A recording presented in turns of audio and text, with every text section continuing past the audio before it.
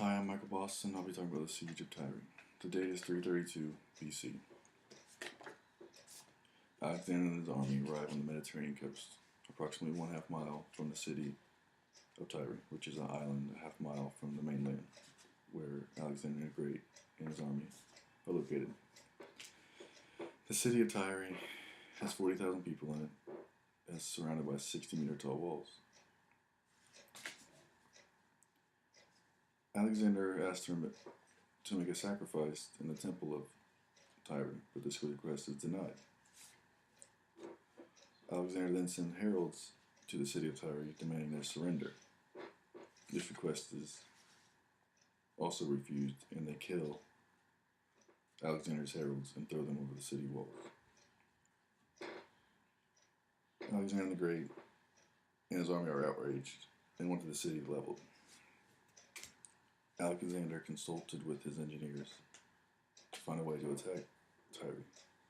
They realized the water in between the island of Tyre and the mainland is relatively shallow, so they planned to construct a causeway, which is a land bridge.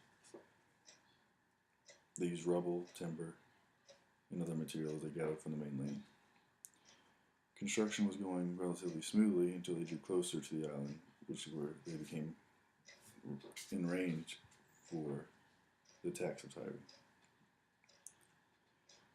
Alexander the Great countered this by making 2 tall towers with catapults on each top to attack the city and fend off its attackers. Alexander was growing more and more frustrated with this.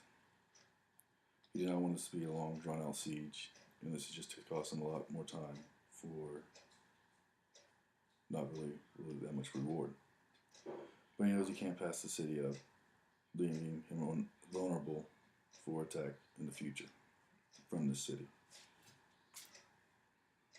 Fed up, Alexander requests ships from his ally, Cyprus. He's granted this request, and they give him 120 ships, already with the 80 he already has. He outfitted them with battering rams and catapults.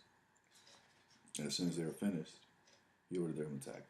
The ship began to ram and attack the city, and was doing a lot of damage.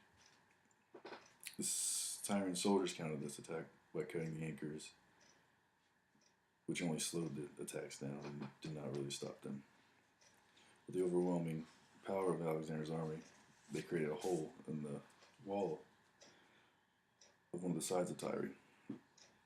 Alexander and his army quickly rushed and defeated the tired soldiers, which were hungry and tired from being locked in the city for 7 months. Alexander the Great, outraged still, the siege took so long and took so many resources.